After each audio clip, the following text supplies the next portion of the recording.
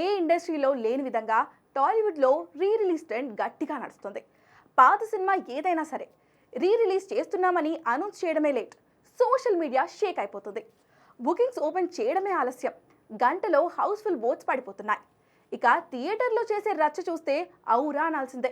మురారి రీ రిలీజ్కు ఏకంగా థియేటర్లోనే పెళ్లి చేసుకున్నారంటే రీ రిలీజ్ క్రేజ్ ఎలా ఉందో అర్థం చేసుకోవచ్చు.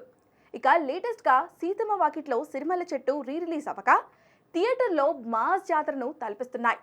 వెంకటేష్, మహేష్ బాబు నటించిన ఈ సినిమా పక్కా ఫ్యామిలీ ఎంటర్టైనర్గా తెరకెక్కింది. విజిల్స్ వేసే ఫైట్స్ ఉండవు, కానీ ఫ్యాన్స్కి హై ఇచ్చే సీన్స్ మాత్రం చాలానే ఉంటాయి. అందుకే స్క్రీన్స్ ముందు ఈ సినిమాలోని సీన్స్ను రీక్రియేట్ చేసి ఫుల్గా ఎంజాయ్ చేస్తున్నారు అభిమానులు.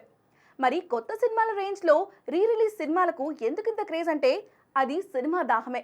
దానికి కారణం మన హీరోలే.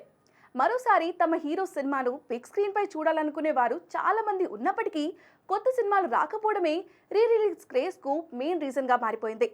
కనీసం ఏడాదికి ఒక్క సినిమా కూడా రిలీజ్ చేయకుండా ఒక్కో సినిమాను ఏండ్లకేండ్లు షూటింగ్ చేస్తున్నారు టాలీవుడ్ స్టార్స్.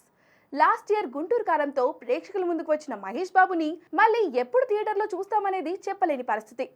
ఎందుకంటే రాజమౌళి SSMB 29 కోసం ఎన్నేళ్ల సమయం తీసుకుంటాడో తెలియదు.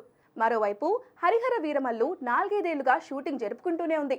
అందుకే తన అభిమాన హీరోల సినిమాలు రీ రిలీజ్ అంటే చాలు థియేటర్లకు ఎగబడిపోతున్నారు. ఫ్లాప్ బొమ్మను కూడా హిట్ చేస్తున్నారు. మేకర్స్ కూడా దీన్ని క్యాష్ చేసుకుంటున్నారు.